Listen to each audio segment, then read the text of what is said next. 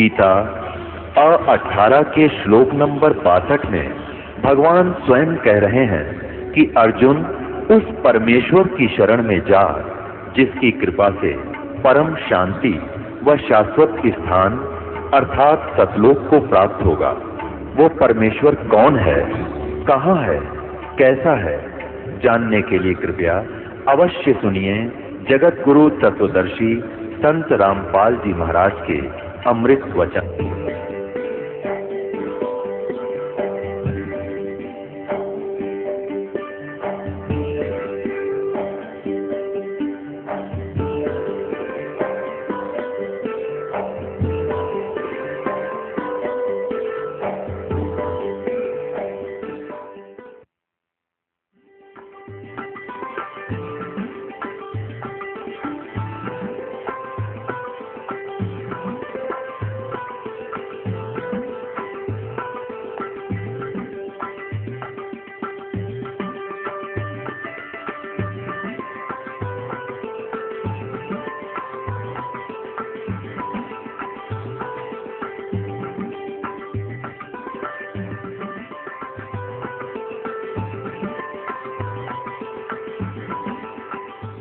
गरीबदास साहिब जी ने परमात्मा से प्राप्त ज्ञान को किस प्रकार बोला है। न्योल नाद सुबान गति लड़े भुंग हमेशे, जड़ी जान जगदीश है विष नहीं व्यापै शेष। गरीब अंश गवन करते नहीं मान सरोवर छाड़े, कौवा उड़ उड़ जात है ये खाते मांसाहार। अंश दशा तो साध है सरोवर है सत्संग, मुक्ता हलबाणी चुगे चढ़त नवेला रंग। दर्श परस नहीं अंतरा रोमी वस्त्र बीच, पारस लोहा एक डग ये पलटे नहीं अभीच। चार मुक्ति बैकुंठ बट सप्तपुरी सैलान, आगे धाम कबीर का हंस न पावे जान। गरीब मौन रहे मन नालय है, मौन रहे मगनालय है ये मार्ग बंकी बाट। सोन शिखर गढ़ सोरंग है कर सतगुरु से साट। पल से ती पल ना मिले भो लगे नहीं भो, बिच तकिया महबूब का परमेश्वर की सो। काशी काया मन मग हर दोहों के मध्य कबीर, काशी तज मग हर गया पाया नहीं शरीर। अब क्या बताते हैं। न्योल नाद सुबान गति ये लड़े भुवंग हमेश, जड़ी जान जगदीश है विष नहीं व्यापै शेष। अंश गमन करते नहीं मान सरोवर छाड़, ये कौवा उड़ उड़ जाते हैं वो खाता मांसाहार। अब क्या बताते हैं कि जिस प्रकार नेवला न्योल, एक नेवला होता है छोटा सा जानवर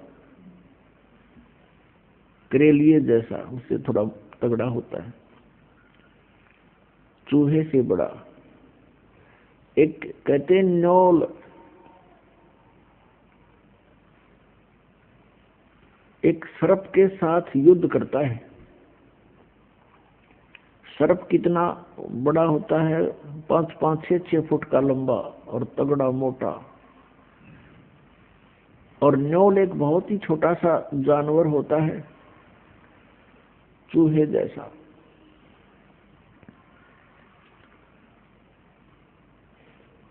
और वो सर्प के साथ लड़ता है। कैसे, किस आधार से लड़ता है कि एक वो क्या करता है, कहीं जहां पर एक जड़ी होती है उस जड़ी की महक के सामने सर्प बेहोश हो जाता है, उसको चक्कर आने शुरू हो जाते हैं। उस जड़ी के आसपास यदि सर्प चला जाता है और इसका फायदा उठाता है नेवला। क्या करता है नेवला? जड़ी के पास जाता है, उसको अपनी श्वासों से सूंघ कर अंदर भर लेता है और सर्प के सामने आकर उसको श्वास छोड़ देता है और सर्प लड़ने को तैयार होता है तो उसके मुंह के सामने श्वास छोड़ देता है, उसको चक्कर आने शुरू होते हैं और सर्प भाग जाता है। तो यहाँ बताते हैं कि यहाँ समझो कि ये काल तो सर्प है, अजगर, और जीव नेवला है, और जिस नेवले को यह जड़ी प्राप्त होगी सतनाम के श्वास के सिमरण की, उसके सामने फिर वो सर्प रूपी अजगर अर्थात काल भाग जाता है।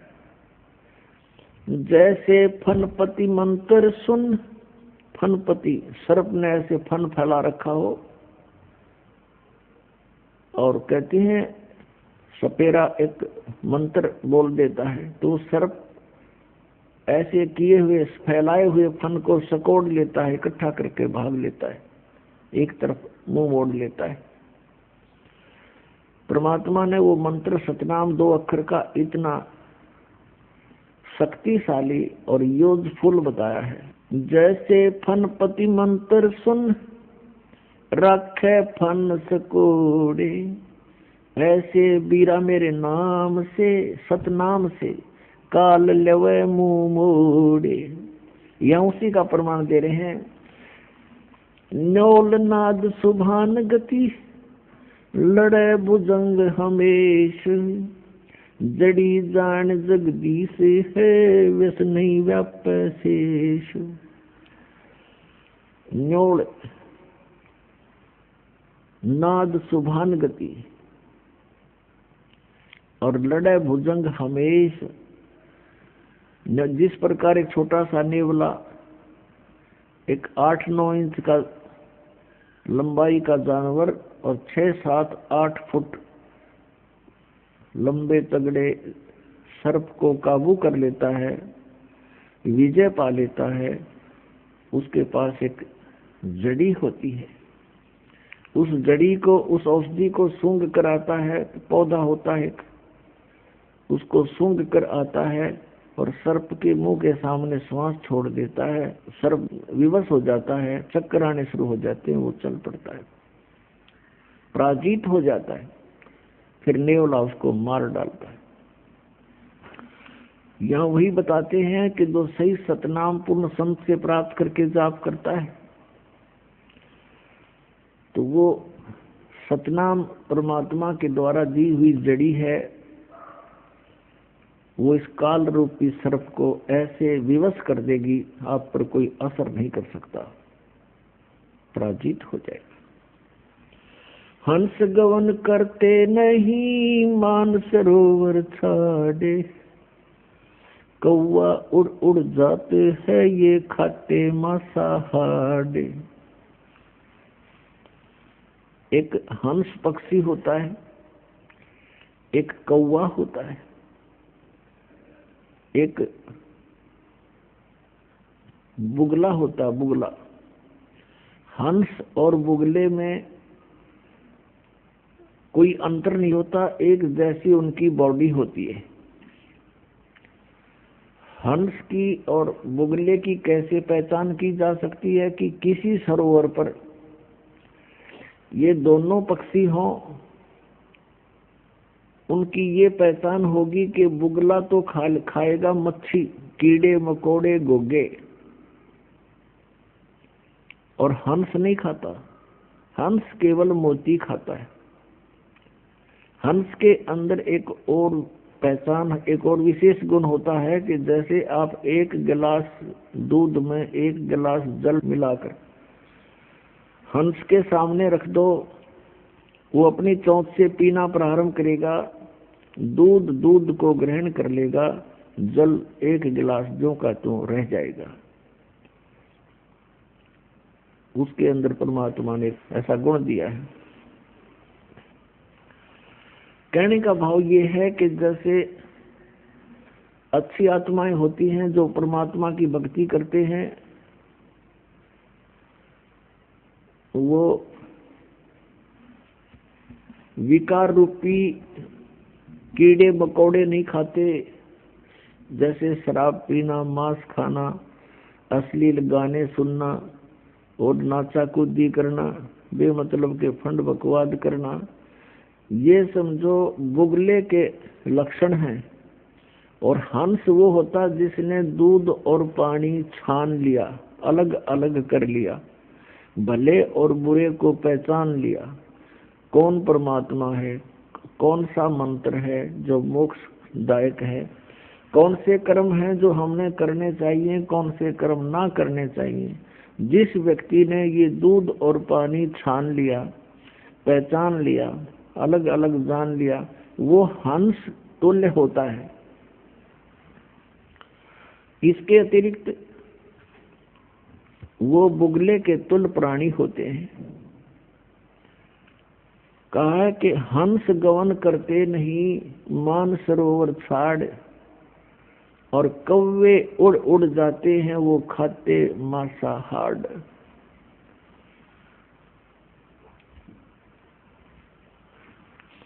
और यही दशा बुगलों के बारे में बताई है कि जो अच्छी आत्माएं होती हैं वो सत्संग रूपी सरोवर को छोड़कर नहीं जाते, जहां राम नाम के मोती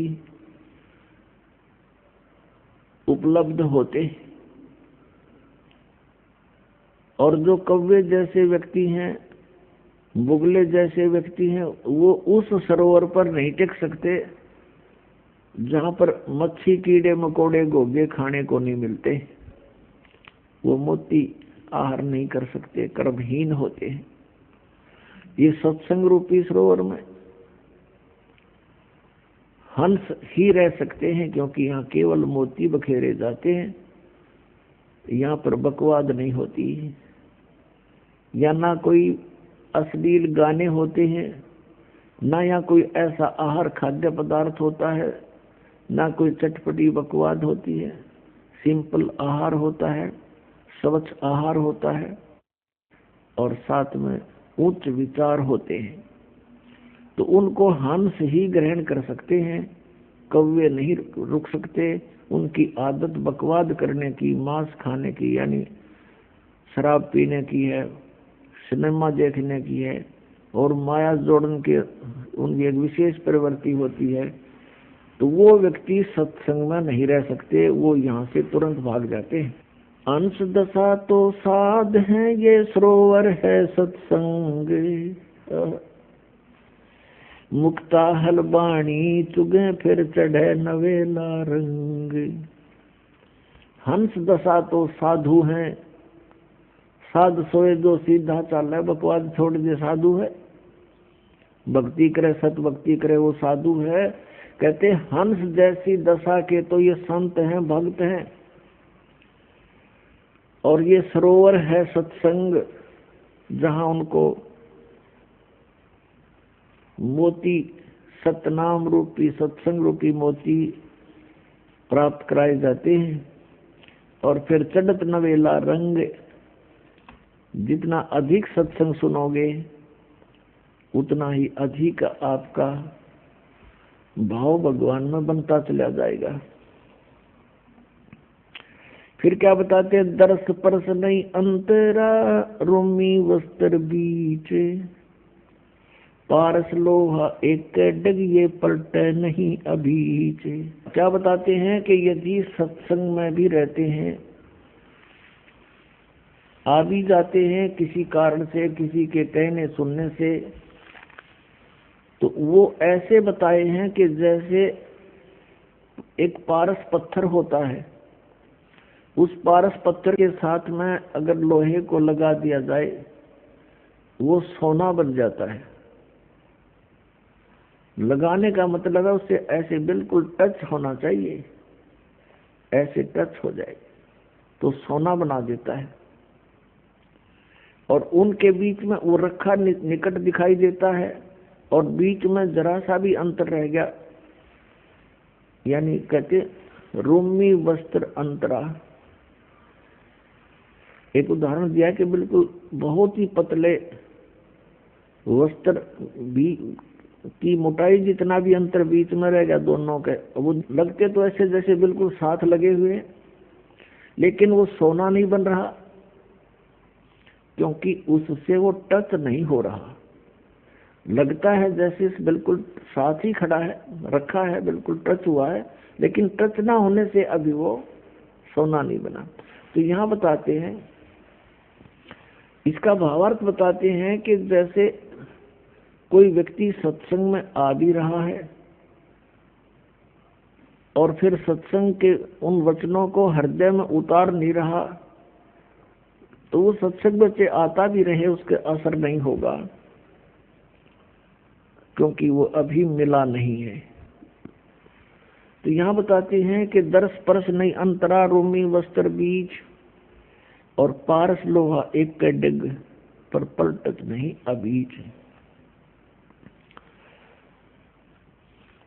अब जैसे किसी ने उपदेश भी ले रखा है, श्रद्धा है नहीं गुरुदेव के प्रति, तो वो रह अवश्य साथ रहा है, लेकिन वो मिला नहीं है। जैसे परमात्मा अपने नियम में पढ़ते हो, बिन सतगुरु मिले मोहे ना पावे, और वैसे मिले कैसे कि सतगुरु के साथ एक रस नहीं होता, तब तक परमात्मा प्राप्ति नहीं होती। सतगुरु तो मिला हुआ है, नाम भी मिला हुआ है, हृदय में जगह है नहीं, तो मालिक प्राप्ति नहीं हो सकती। भाव ये है करेगा। काया काशी मन मगर, दोहों के मध्य कबीर, काशी तजमग हर गए, पाया नहीं शरीर। श्वेत वर्ण शुभ रंग है, नगरी अकल अमान, तन मन की तो गम नहीं, निज मन का स्थान। निज मन ऊपर परम पद, राग रूप धर्म धीर, दूजे को तो गम नहीं, तावा मैल कबीर। निज मन से ती मन हुआ, मन से ती तन देह, देही में कछु ना हुआ, तो नाहक लाई थे। बेरा साटे बेचिया, बैरागर सुल्तान, मालन को जाना नहीं, बेबुद्धि खेचा तान। शेर बेर पलड़ चढ़े, एक पड़ा भोमाही, मालन और सुल्तान को हलकारे ले जाही।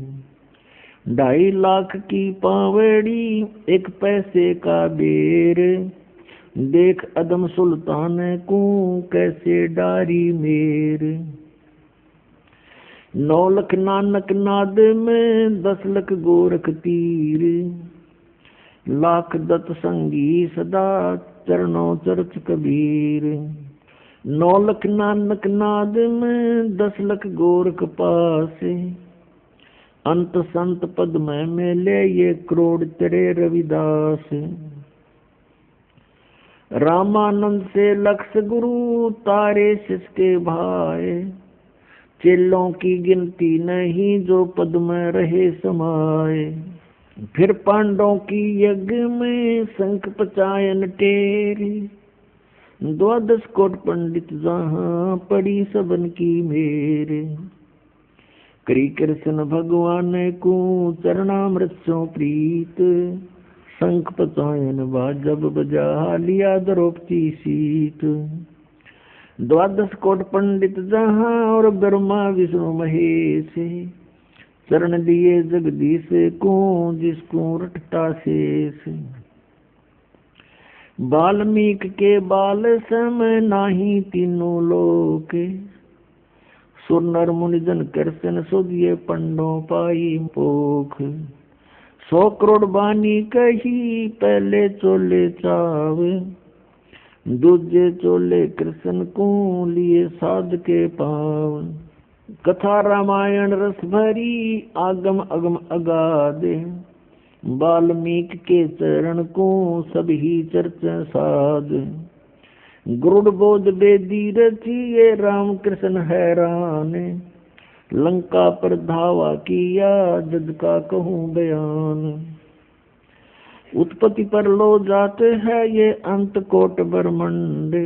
जोग जीत समझाइया जब उदरे काग भूषण। वशिष्ठ विश्वामित्र से ये आवे जावे अनेक। कागभूषण की पलक में जो चावे सो देख। ऐसे कागभूषण हैं ये जोग जीत के दास। चर्चा ज्ञान सुनाए कर दीन्या पद में बास। दुर्वासा और मुनिंद्र का हुआ ज्ञान संवाद। दत्त तत्व में मिल रहे जागर विधानवाद। बौर समस्तर बेज को समझाए मंसूर। सिमली पर साका हुआ पहुँचे तख्त हजूर। सिख बंदी सतगुरु सही चकवे ज्ञान अमाने। शीश कटा मंसूर का फिर दिया जद्दान। दीन दयाल मिले सुल्ताने को बलक बुखार बादशाही। 18 लाख तुरा तजा पर से अलख अलाई।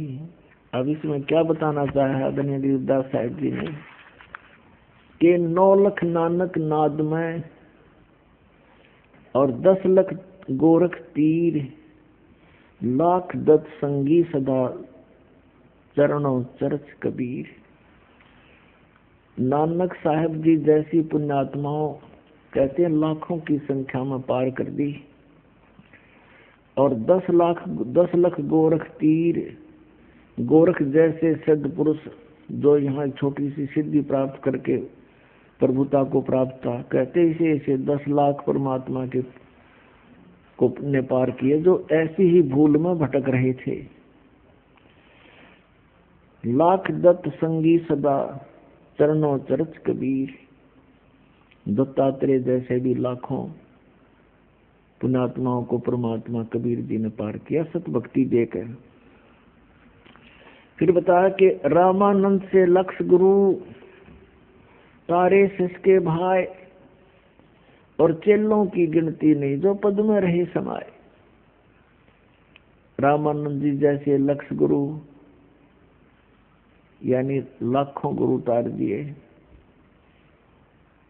उनको शिष्य बनकर उनका परमेश्वर रामानंद जी के शिष्य बन करके उनको सतमार्ग समझाया। और गुरु मर्यादा बनाए रखने के लिए अति आवश्यक जाना, इसलिए उन्होंने रामानंद जी को गुरु बना करके ये मर्यादा कायम रखी कि गुरु बिन माला फेरते, गुरु बिन देते दान, गुरु बिन दोनों निष्फल रहते, पूछो वेद पुराण। अब क्या बताया है? काया काशी मन मघर, दोहों के मध्य कबीर, और काशी तज मघर गए पाया नहीं शरीर। पुण्यात्माओं, अज्ञान को हटाने के लिए परमात्मा स्वयं आते हैं और वो एक तत्वदर्शी संत की भूमिका करते हैं, यानी तत्व ज्ञान प्रचार करते हैं। अच्छी आत्मा को मिलते हैं, उनको अपने सामर्थ्य से परिचित कराते हैं। ये विधान है परमात्मा का। एक रामानंद नाम के बहुत बड़े विद्वान माने जाते थे, पंडित जी थे। चारों वेदों के, गीता के, 18 पुराणों के वो मर्मज्ञ माने जाते थे। और उन्होंने आकर के वहाँ बनारस में अपना, काशी में अपना डेरा स्थापित किया और 1400 ऋषि बनाए प्रचारक, वो प्रचार किया करते थे।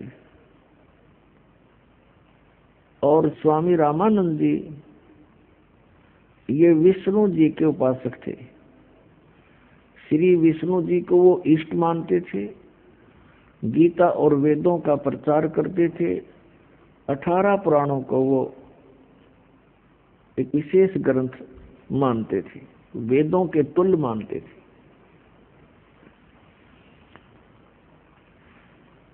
परमात्मा कबीर देव जी लीला करते हैं। वेदों में परमात्मा की ये लीला वर्णित है कि वो भगवान जो परम अक्षर ब्रह्म है ऐसी लीलाएं करते हैं। कैसी लीला करते हैं? वो 3 प्रकार से पूरे असंग ब्रह्मांडों का धारण पोषण करते हैं, कंट्रोल भी करते हैं, सबको यथा जिसका संस्कार है वैसा उसको प्राप्ति वही कराते हैं, और तत्व ज्ञान भी प्रचार वही करने के लिए यहाँ प्रवेश होते हैं। श्रीमद् भगवत गीता अध्याय 15 के श्लोक 16 और 17 में 3 पुरुष बताए हैं, एक सरपुरुष, एक अक्षर पुरुष। सरपुरुष तो ये 21 ब्रह्मांड का स्वामी है जिसे ब्रह्म कहते हैं, और अक्षर पुरुष है ये 7 संग ब्रह्मांड का स्वामी है, ये कुल का मालिक नहीं है। और 17वें श्लोक में 15वें अध्याय के गीता जी में कहा है कि उत्तम पुरुष तु अन्य परमात्मा इति उदाहरते, यह लोग तरम आविश्य विभर्ति अवय ईश्वर है। वो श्रेष्ठ प्रभु उत्तम पुरुष तो कोई अन्य है जो 16वें श्लोक में 2 पुरुष बताए हैं, एक सरपुरुष एक अक्षर पुरुष। इनसे भी अन्य है, क्योंकि सरपुरुष और अक्षर पुरुष ये दोनों नाशवान है। इनके अंतर्गत जितने प्राणी वो भी नाशवान है। जीव आत्मा नहीं मरती, वो तो किसी की भी नहीं मरती, तो देखो कुत्ते सूअर की भी नहीं मरती। 17वें श्लोक में तुरंत कहा है कि वो उत्तम पुरुष तो इन दोनों से, सरपुरुष और अक्षर पुरुष से कोई अन्य है, और वही तीनों लोकों में प्रवेश करके सबका धारण पोषण करता है। और वो परमात्मा कहा जाता है, वो है अविनाशी परमात्मा है, वास्तव में अविनाशी परमात्मा। वेदों में परमेश्वर पूर्ण परमात्मा की जानकारी है। वेदों का ज्ञान ब्रह्म दे रहा है, ब्रह्म सरपुरुष, और गीता का ज्ञान भी सरपुरुष यानी ब्रह्म दे रहा है श्री कृष्ण में प्रवेश करके।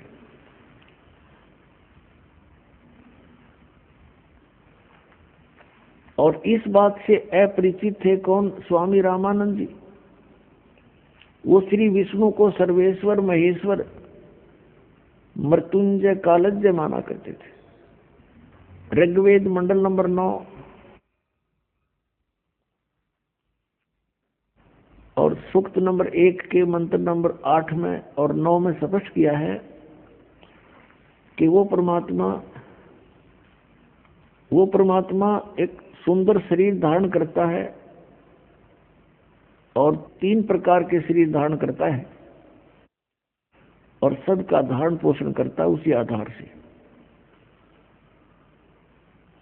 एक शरीर के एक रूप में वो रहते हैं सतलोक के अंदर, ऊपर के सभी ब्रह्मांडों में अलग अलग रूप धारण करके वो स्थिर रहते हैं वहां पर। उसमें एक रोम कूप के अंदर करोड़ सूर्य मिला दे, करोड़ चंद्रमा, ऐसा प्रकाश है उस परमात्मा के शरीर का, एक रोमकूप का। यदि वो परमात्मा उसी रूप में यहाँ आ जाए तो हम कुछ नहीं देख सकते उनको। वो परमात्मा अपना अन्य एक हल्का तेज पुंज का रूप बना करके यहाँ प्रवेश होते हैं। यहाँ प्रवेश होने के उनके 2 कारण हैं। एक तो प्रत्येक युग में वो एक लीला करते हैं, शिशु रूप धारण करके आते हैं,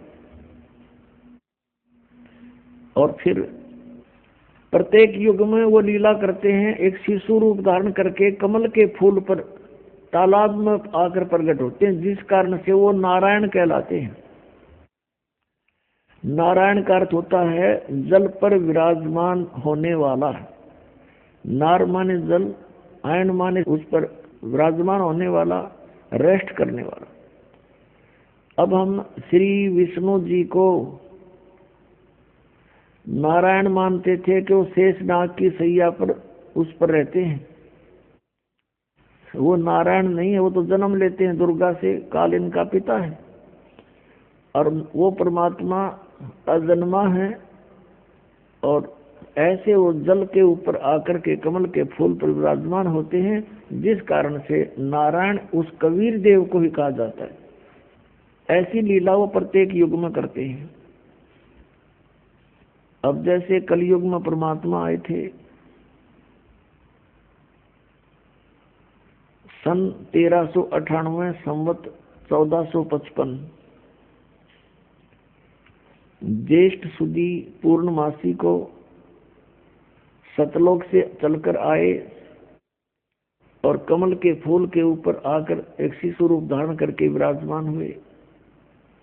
उनके प्रत्यक्ष दृष्टा श्री अष्टानंद नाम के एक महर्षि थे, जो स्वामी रामानंद जी के शिष्य थे। और वो लहर तारा तालाब पर जहां आकर के परमात्मा प्रकट हुए कमल के फूल पर, वो लहर तारा तालाब उस समय काशी शहर से लगभग 4 किलोमीटर दूर था। और वहां आसपास वन था, चारों तरफ उसके जंगल था। और वहां वो सरोवर बना हुआ था गंगा के साथ में।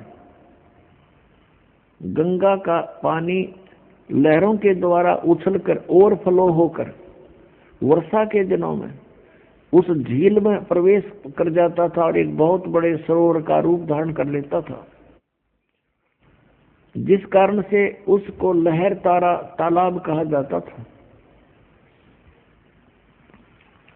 उस लहर तारा तालाब पर अष्टानंद नाम के एक ऋषि जो रामानंद जी के शिष्य थे, वो प्रतिदिन वहां स्नान करने के लिए जाया करते थे और सुबह सुबह कुछ समय तक वहां बैठकर अपने गुरु जी से प्राप्त साधना भक्ति किया करते थे, एकांत स्थान पाकर। और एक नीरू और नीमा नाम के दुल्हे थे। ये नीरू नीमा कौन थे? उसी जन्म में ये पहले ब्राह्मण थे। गौरी शंकर नाम था नीरू का और सरस्वती नाम था नीमा का। ये शिव जी के भक्त थे। बहुत अच्छी श्रद्धा थी भगवान शिव में, उसको इष्ट रूप में पूजा करते थे, शिव पुराण की कथा किया करते थे। और कथा करने से जो भी उनको कोई चढ़ावा पैसा आता था पूजा का, उससे अपना निर्वाह करते थे और शेष बचे हुए पैसे को वो दान कर दिया करते थे, संग्रह नहीं करते थे। निसंतान थे, कोई संतान नहीं थी। विवाह को भी कई वर्ष हो चुके थे। अब मुसलमानों ने क्या देखा कि ये गौरी शंकर जो है हिंदू धर्म का बहुत प्रचार कर रहा है, बहुत लोग इसके अंदर आस्था रखते हैं, क्योंकि गौरी शंकर किसी को स्वार्थवश मिसगाइड नहीं करता था, केवल भगवान शिव की कथा सुनाता था, किसी से कोई पैसा नहीं मांगता था, कोई जंतर मंत्र नहीं करता था। लोगों की ज्यादा श्रद्धा उसके अंदर थी, जिस कारण से अन्य जो स्वार्थी ब्राह्मण थे वो उस गौरी शंकर ब्राह्मण से ईर्ष्या रखा करते थे। इस बात से परिचित थे मुसलमान धर्म के काजी और पीर मुल्ला। उन्होंने इस बात का लाभ उठाया कि गौरी शंकर के साथ अन्य ब्राह्मण नहीं है, इसलिए उनको जबरदस्ती मुसलमान बना दिया दोनों को। और मुसलमान कैसे बनाया जाता था? मुसलमानों ने अपना पानी लिया, जूठा किया, सबके सामने बाहर खड़ा हो गए और गौरी शंकर के उनके घर में छिड़क दिया, सारे उनके मुंह में डाल दिया जबरदस्ती। और देखने वाले देख रहे, मुसलमान बन गए, मुसलमान बन गए। अब जो ब्राह्मण वर्ग थे, जो गुरु पद पर थे, वो ईर्ष्या करते थे गौरी शंकर तक, और उन गुरुओं के अधीन अन्य हिंदू समाज था। उन गुरुओं ने, ब्राह्मणों ने सब जगह बोल दिया कि गौरी शंकर जो है मुसलमान बन गया, ब्राह्मण नहीं रहा, वहां मत जाना अब। और गौरी शंकर को और सरस्वती को गंगा में स्नान करना भी बंद कर दिया, विशेष स्थान पर, घाट पर, जहां सभी स्नान करने जाते थे। और मुसलमानों ने उनका नाम, गौरी शंकर का नाम रख दिया नूर अली और सरस्वती का नाम रख दिया नियामत। फिर जैसे उसको अपभ्रंश करके बोलते हैं, नूर अली को तो नीरू कहने लगे, नियामत को नीमा, ऐसे बोलने लगे। अब वो गंगा में स्नान नहीं कर सकते थे और प्रतिदिन स्नान करना उनका अपना एक निजी कर्तव्य था। वो स्नान करके ही अपना कोई साधना किया करते थे। अब भले ही मुसलमान बन गए थे लेकिन क्रियाएं वो छोड़ नहीं पा रहे थे मन से। और स्नान करने के लिए उन्होंने स्थान देखा, वो लहरतारा तालाब जो काफी दूर है, उसमें गंगा का जल ही लहरों के द्वारा उछल कर आता था। तो प्रतिदिन दोनों के दोनों वहां स्नान करने लहरतारा तालाब पर जाते थे, वहां स्नान कर आते थे। फिर अपना कोई जैसे मुसलमान रीति से भी उन्होंने करना पड़ता था, लेकिन अंदर से भगवान शंकर को भूल नहीं रहे थे। जिस दिन यानी ज्येष्ठ सुदी पूर्णमासी को संवत 1455 और सन 1398 को परमात्मा सतलोक से चलकर आए। उनका बहुत सुंदर तेज था, बहुत तेज था, और ऊपर से प्रकाश का गोला सा आता नजर आया। किसको? अष्टानंद ऋषि को, जो स्नान करके उस लहरतारा तालाब में अपनी साधना करने की तैयारी कर रहा था। उसने देखा कि बहुत तेज प्रकाश का एक तारा सा टूटा आकाश से और बहुत गति से नीचे को आया।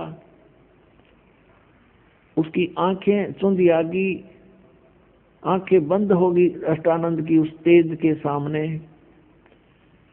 पहले तो प्रकाश का गोला दिखाई देता था, आंखें बंद करी तो क्या देखा कि जैसे उसमें एक शिशु रूप है, बालक का नवजात शिशु रूप दिखाई दिया। जैसे हम सूर्य की ओर देखते हैं तो सूर्य की तरफ देखने के बाद हम फिर आंखें बंद कर लेते हैं तो हमें सूर्य का प्रकाश नहीं दिखाई देता, प्रकाश रहित उसका आकार दिखाई देता है। यही दशा उस अष्टानंद ऋषि की हुई। जब उसकी आंखें उस नूर को सहन नहीं कर सकी, बंद हुई, तो क्या देखा कि एक शिशु रूप है इसके अंदर। दोबारा आंखें खोली तो क्या देखा कि लहरतारा तालाब में एक कोने में वो प्रकाश सिमट गया, आगे उसको कुछ दिखाई नहीं दिया। अब वो उठकर चल पड़ा अपने गुरु रामानंद जी के पास, ये जानने के लिए कि आज मैंने ये क्या देखा, ये कोई मेरी भक्ति की उपलब्धि है या कोई मुझे भ्रम लगा है। स्वामी रामानंद जी के पास जाकर अष्टानंद जी ने प्रश्न किया कि हे गुरुदेव, आज मैंने एक अनोखा प्रकाश देखा, अद्भुत प्रकाश देखा। ऊपर से जैसे तारा सा टूटता है से नीचे को आया, इतनी गति से आ रहा था कि मैं वर्णन नहीं कर सकता, और मेरी आंखें उसको सहन नहीं कर सकी गुरुदेव। और जो ही मैंने आंखें बंद की तो उसके अंदर एक शिशु रूप दिखाई दिया, बच्चा, नवजात शिशु। और फिर आंखें खोली तो क्या देखा कि वो प्रकाश एक बार तो पूरे लहरतारा तालाब को उसने चमका दिया और एकदम समाप्त हो गया, जैसे कोने में सिमट गया हो। अब जैसा भी स्वामी रामानंद जी को ज्ञान था, उसने अपने शिष्य का समाधान किया शंका का कि बेटा, उस शिष्य ने पूछा था कि स्वामी जी, ये मेरी कोई भक्ति की उपलब्धि है या मुझे कोई भ्रम लगा है? स्वामी रामानंद जी ने बताया कि बेटा, जब अवतार लोग आते हैं ऊपर से किसी लोक से, तो उनकी ऐसी ही स्थिति होती है, तारा सा टूटता है और फिर वो यहाँ आकर के आपने जो देखा नवजात शिशु, तो वो किसी माँ के गर्भ में स्थापित होंगे, वहां से जन्म लेकर के या कोई लीला करेंगे अपनी। अब जैसा ज्ञान था उस महर्षि रामानंद जी ने अपने शिष्य की शंका का समाधान कर दिया और शिष्य संतुष्ट हुआ। अब इनको इतना ही ज्ञान है कि जितने भी अवतार आए हैं, श्री राम, श्री कृष्ण और भी जितने ये 9 और 24 अवतार मानते हैं, सभी माँ से ही उत्पन्न हुए हैं। लेकिन वो अवतार जो लहर तारा तालाब पर है, कमल के फूल पर आया है, वो किसी माँ से जन्म नहीं लेता, वो अजन्मा है, वो स्वयंभू है, वो परिभू है, स्वयंभू है। उनका शरीर शुक्रम अकायम ऐसनाविरम, उस परमात्मा का शरीर माता पिता के योग से बनी उन बीज शक्ति से नहीं होता, और उनके शरीर में नाड़ी तंत्र नहीं है। इसलिए यजुर्वेद अध्याय नंबर 40 के मंत्र 8 में कहा है कि सप्रियागात, वो सबसे प्रथम देहधारी और सबसे पहला प्रगट पुरुष है। और शुक्रम अकायम कबीर मनीषी, वो कबीर देव, कबीर विद्वान, सर्वज्ञ, मनीषी माने सर्वज्ञ और कबीर माने कबीर देव, वो कबीर देव कबीर साहब सर्वज्ञ है। और शुक्रम अकायम ऐसनाविरम अवर्णम और अपाप विद्यम स्वयंभू परिभू। अब यहाँ पर ये जो निराकार मानने वाले हैं अज्ञान आधार से, इस यजुर्वेद अध्याय नंबर 40 के मंत्र 8 के केवल इस वर्ड को साथ ले लेते हैं अकायम, कि वो काया रहित है, उसकी काया नहीं है। ऐसनाविरम, अभी न कोई पूछने वाला हो ऐसनाविरम कहने की जरूरत क्या थी, एक अकायम शब्द लिख दिया बस सफिशिएंट था। अगर भगवान निराकार है, काया रहित है, अकायम शब्द ही पर्याप्त था। इसमें स्पष्ट किया है कि शुक्रम अकायम, शुक्र माने शक्ति, बीज शक्ति पुरुष की। कहते माँ के संयोग से शुक्र से बनी हुई उसकी काया नहीं है। अब वो स्वयंभू क्यों बोला? स्वयंभू, स्वयं प्रकट होने वाला। और परिभू, सबसे प्रथम प्रकट पुरुष परमात्मा, सबसे पहला वर्तमान। तो यहाँ पर असनाविरम का अर्थ इसलिए है कि उस मालिक का शरीर है लेकिन उसमें नाड़ी तंत्र नहीं है, वो एक तत्व से बना हुआ है। तो इस प्रकार हमने परमात्मा को पहचानना है। अब रामानंद जी को जैसा ज्ञान था उसने अपने शेष का समाधान कर दिया। और ये मानते हैं कि कोई भी अवतार माँ के बिना जन्म नहीं ले सकता, लेकिन ये अवतार वो परमात्मा सत्य पुरुष अजन्मा है, वो किसी माँ से जन्म नहीं लेते, लीला वैसी ही करते हैं। एक बालक रूप धारण करके कमल के फूल पर प्रकट हुए, और उस समय जब वो परमात्मा शिशु रूप धारण करके एक लीला करने आते हैं तो उनकी परवरिश की लीला कंवारी गायों से होती है। ये वेदों में लिखा है। वेद तो दास ने पढ़े हैं, अभी सन 2001 के बाद ही इनको जाना है।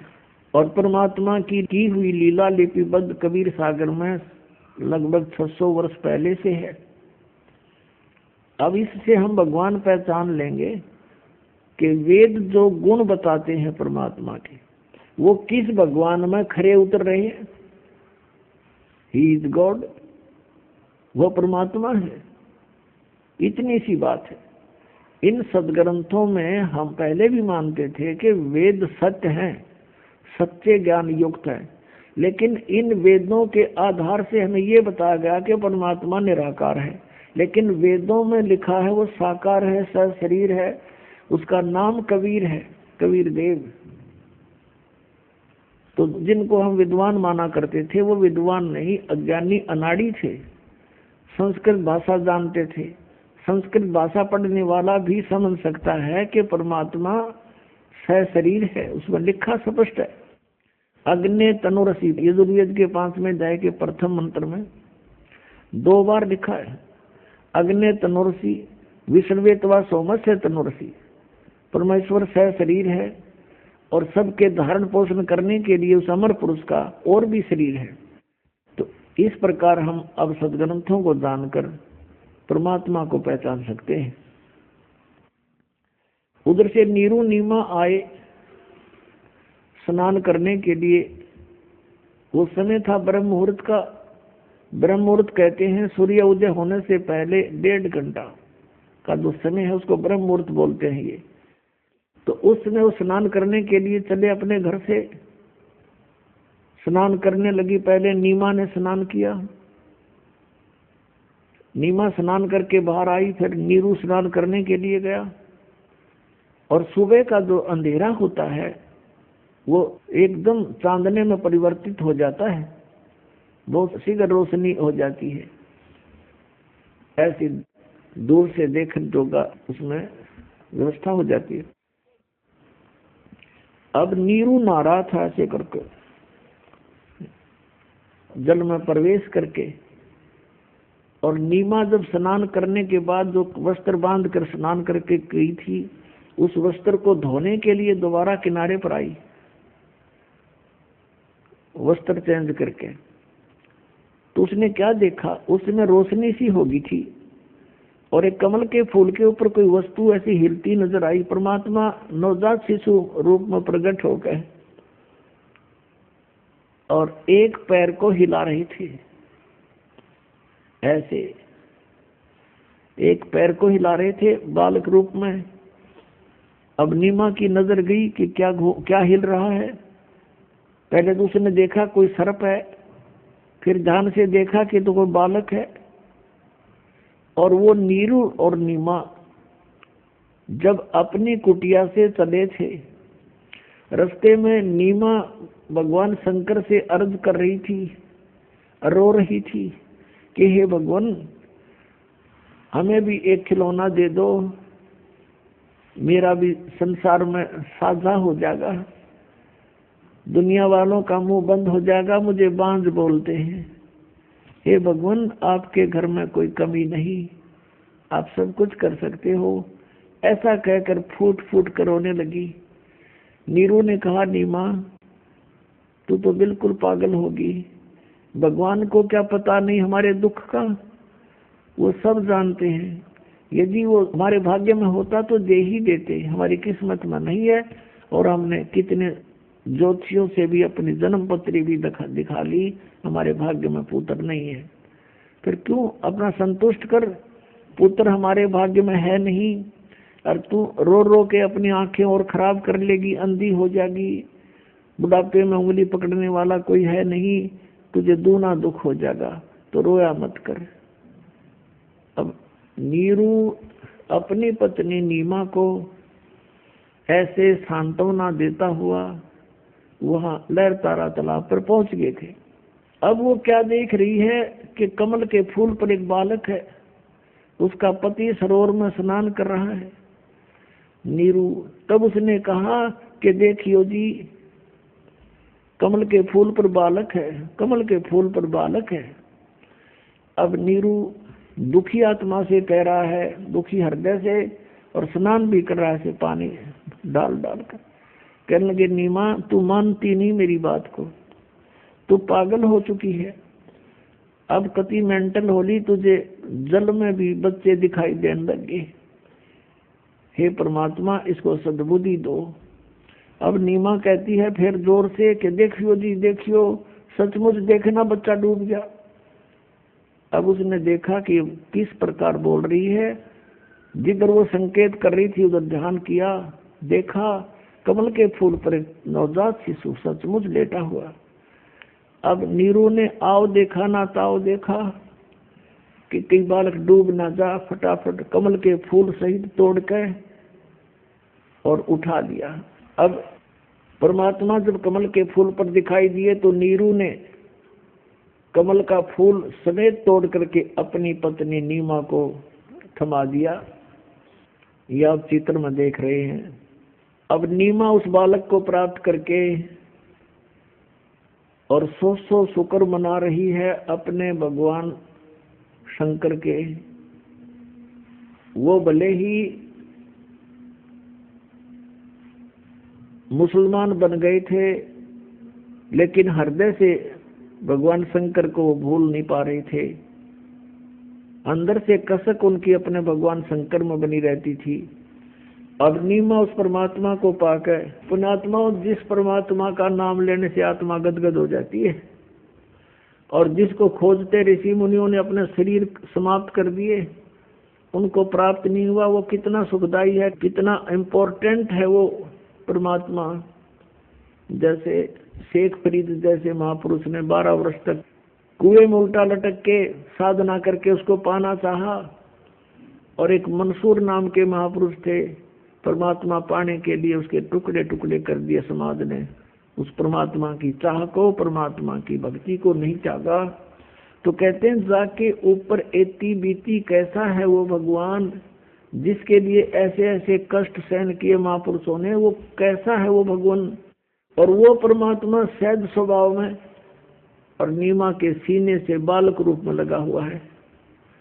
पुण्यात्मा एक स्वभाव होता है, जैसे चंदन का पेड़ में उसमें ठंड होती है, बर्फ के अंदर स्वभाव है उसका ठंडा करने का, शीतल स्वभाव होता है, ऐसा ही परमात्मा का गुण है। अब वो परमात्मा जिसमें वो गुण है कि जो जिसके साथ रहे उसके सभी दुखों का को दूर कर देता है, उसके शरीर के कष्ट को भी दूर कर देता है, और एकदम उसको एक अलग सा आभास होता है।